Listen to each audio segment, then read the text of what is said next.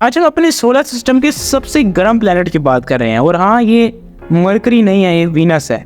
लेकिन जो वीनस है वो मरकरी से ज़्यादा फासले पर है सन से, लेकिन फिर ये इतना ज़्यादा गर्म क्यों है और मरकरी से भी ज़्यादा गर्म क्यों है? जो मरकरी का एटमॉस्फेयर है वो एक बहुत ही थिन लेयर है, उसके अंदर ग्रीन हाउस गैसेज ना होने के बराबर है। यानी कि अगर हम मरकरी पे रहते हैं तो रात होते ही बिल्कुल माइनस में वहाँ पर ठंड पड़ जाती है और गर्मी का असर ज़्यादा देर नहीं रहता। लेकिन जबकि वीनस में देखें तो वहाँ का average temperature almost 460 degree Celsius है, क्योंकि इसके अंदर जो कार्बन डाइऑक्साइड की कॉन्सेंट्रेशन है वो बहुत ज़्यादा है।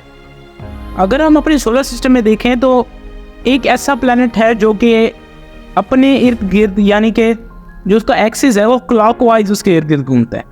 बाकी जितने भी प्लैनेट्स हैं सिवाय यूरेनस के वो ऐसा नहीं करते और वो एंटी क्लॉकवाइज घूमते हैं। अगर हम अपने सोलर सिस्टम की बिगनिंग को देखें तो हमें पता चलेगा कि एक टाइम ऐसा आया था कि एक बड़ा एस्टेरॉयड वीनस से आकर टकराया था और ऑलमोस्ट इसको अपसाइड डाउन कर दिया था, यानी बिल्कुल ही उल्टा कर दिया था, जिसकी वजह से ये अपने एक्सिस के गिर्द जो है वो क्लॉकवाइज डायरेक्शन में घूमता है। बाकी जितने भी प्लैनेट्स हैं सिवाय यूरेनस के, यूरेनस दूसरा एक ऐसा प्लैनेट है जो कि ऐसे करता है और उसके लिए भी यही माना जाता है कि उसके साथ भी कोई मीटियोर या एस्टेरॉयड वगैरह आगे टकराया होगा और बिल्कुल उसको अपसाइड डाउन कर दिया होगा। मज़े की बात यह है कि वीनस दूसरा सबसे ब्राइटेस्ट ऑब्जेक्ट है स्काई के अंदर, यानी कि आप इसको देख सकते हैं लेकिन एक्चुअली नहीं देख सकते, क्योंकि जहाँ हम रहते हैं वो एक्चुअली लाइट पोल्यूशन से भरा हुआ एक एरिया है। अगर आप वीनस को देखना चाहते हैं तो आपको किसी ऐसी जगह पे मूव करना पड़ेगा जहाँ पर जो लाइट पोल्यूशन है वो बिल्कुल भी ना हो, और अगर ऐसी जगह पे आप चले जाते हैं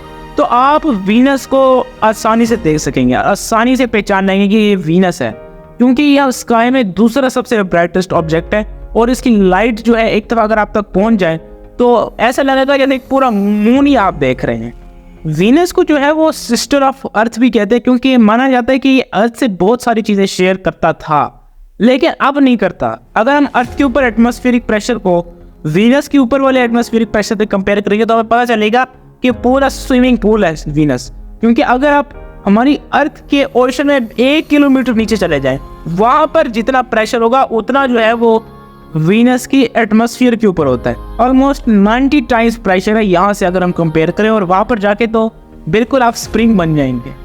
हर एक प्लैनेट का हमारे पास एविडेंस है कि तो किसी ने डिस्कवर किया, लेकिन वीनस का नहीं है, क्योंकि जो वीनस है वो अकेला ही ऐसा प्लैनेट है जो कि आप इतनी आसानी से देख सकते हैं उसको। उसके बाद ही मार्स नज़र आएगा कहीं पर अगर आप बिल्कुल सही कंडीशन हो, लेकिन वीनस आप आराम से देख सकते हैं। इसलिए सेंचुरीज से यह माना जाता है कि जो सबसे पहला प्लैनेट था डिस्कवर होने वाला वो वीनस ही था, और इसी वजह से हमें उसके डिस्कवर करने वाले का नाम भी नहीं पता, क्योंकि ये प्लैनेट जो है इसको हमें देखने के लिए टेलीस्कोप की ज़रूरत नहीं है। तो दोस्तों आज अपनी वीडियो को यही ख़त्म करते हैं, अगली वीडियो में मिलेंगे, तब तक के लिए बाय।